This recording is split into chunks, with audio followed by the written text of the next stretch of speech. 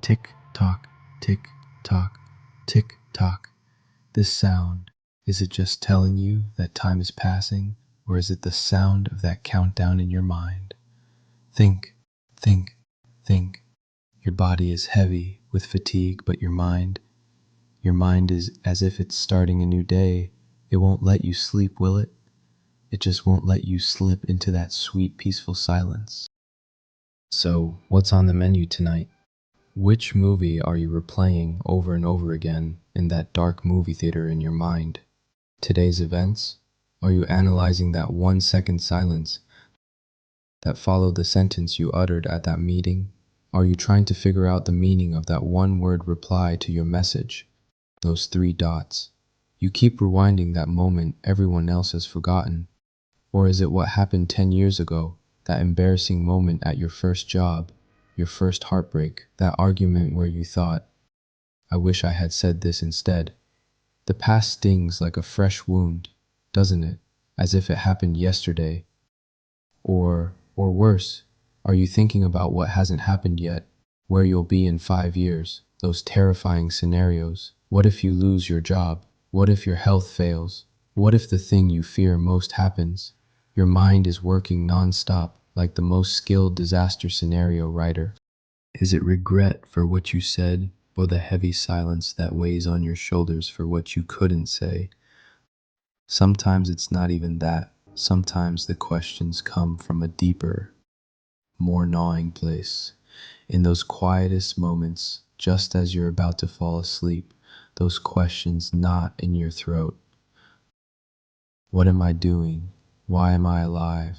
Is there any purpose to this hustle and bustle? Why doesn't he love me? Why doesn't anyone really see me?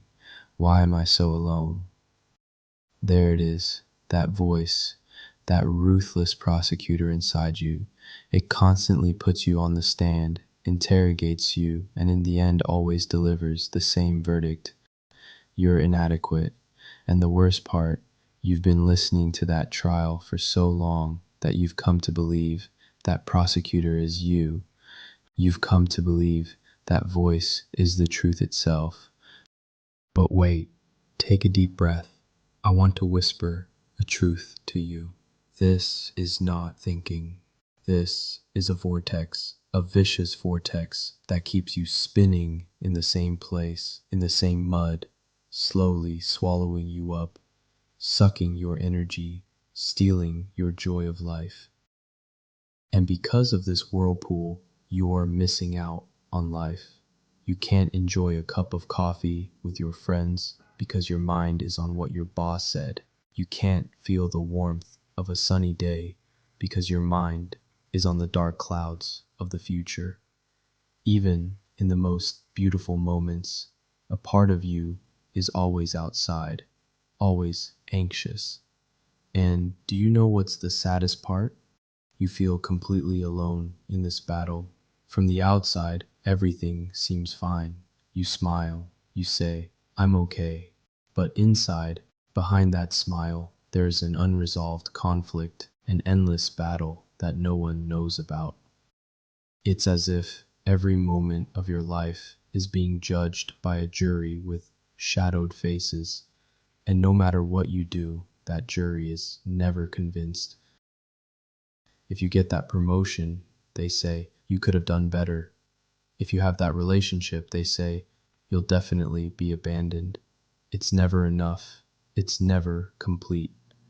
Because that jury is the voice inside you, and what feeds that voice is your own ruthlessness toward yourself. Can I tell you a secret? Your brain is not your friend when it comes to overthinking. It was not designed to make you happy. It was designed to keep you alive. It is a primitive protector from thousands of years ago that sees every rustle of a bush as a threat. It has only one job: find danger and run away from it. That's why you're overly controlling and perfectionist. Because that primitive protector whispers, if you do everything perfectly, no one will criticize you. You won't be excluded. You'll survive. It always finds something to worry about. If there's no problem, it invents one. It doesn't care whether you're happy or unhappy. as long as you stay within its narrow definition of safety. Remember what Seneca said: engrave this sentence into your soul. We suffer more in our imagination than in reality. That day you ran out of money, that moment you were abandoned, that news you didn't get the job. These are events in life, but the story machine in your brain took these events and told you this story. You're a failure, you're not worthy of love, you're nothing. And you believed that story. Well, give it a try. Think for hours, days, even months. Sit in that chair and just think. Will thinking increase your wealth? Will the person you are in love with sense how deeply you are suffering and come knocking on your door? Will the job you want so badly say, "This candidate is thinking so hard, he's destroying himself. He's so passionate, let's hire him right away"? When you hate yourself and build those icy walls between you and others, will all your problems magically disappear? You know the answer. A big no. Do you know when all this will end? When you accept that you cannot find a solution by thinking. When you realize that the noise in your head, the panic cries of that primitive protector are just noise. And when you learn to silence it. Michel de Montaigne says, "The greatest flaw is to hate oneself." This is more than a flaw. It's a war you've declared against yourself, and there's no winner in this war. So, while you're lost in that whirlpool, how do other people manage? How can they look so relaxed? How can they remain indifferent and glide through life with pleasure? How can they shrug their shoulders and continue on their way? Is there a secret they don't know? No, there is no secret. Most people share the same feelings and fears as you. Do you know what the only difference is? They have learned not to believe every horror movie their mind's story machine tells them. They have chosen to turn down the noise and listen to the music of life. Life rewards those who make decisions and take action. Which action has ever been successful through overthinking? Thinking is not an action. Thinking is the shadow of action. You spent so much time in the shadow that you've forgotten the sun exists. When you stop overthinking, you don't just solve one problem. It creates a domino effect. Your relationship with yourself, with life, with people changes. That armor slowly melts away. Come on, let's do this together. Like a deal, this isn't a one-night solution. It's the first step on a journey. Step 1. Listen to the hurt, not the hatred. When that feeling of anger and hatred comes, when your heart is filled with a ball of fire against everyone and everything, stop for a moment. That anger is just armor. Loud, shiny armor. You put it on so no one would come near you. Slowly peel back that armor. What's underneath? A broken heart, that little child who was disappointed, that young person who was deceived and hurt. Hatred is just the loudest cry of that hurt, but healing is not in the scream, it is in the whisper.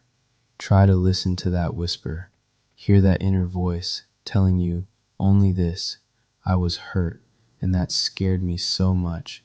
Just accept that. Step 2. Reset your expectations. Stepping out that door, picking up that phone, taking that step feels like hell. I know. Because your mind is presenting you with 1,000 negative outcomes. You'll be rejected, judged, fail. So let's change the game. You won't go out and find amazing friends. You won't meet the love of your life tomorrow. Don't expect that. Expectation is the mother of disappointment. Just try this. Go to a cafe and have a coffee alone. Don't talk to anyone. Just be there. in that moment. Feel the warmth of the cup. Listen to the buzz around you. The goal isn't to achieve a result. The goal is to savor the victory of having done that action. That's it. Just take that small, expectation-free step. Step 3. Compassion. But not for others, for yourself. This is the hardest part. When you look in the mirror, you treat the person you see as if they were your worst enemy. Forgive yourself for the mistakes you made in the past, for the people you trusted, for being deceived. Stop for a moment and think. If your closest friend were going through the same thing, what would you say to them? Would you say, "You're stupid, you deserved it"? Never. You'd say, "You weren't stupid. You believed. You weren't weak, you hoped. You're not to blame, you're just human." Now, say the same thing to yourself. Stop torturing yourself.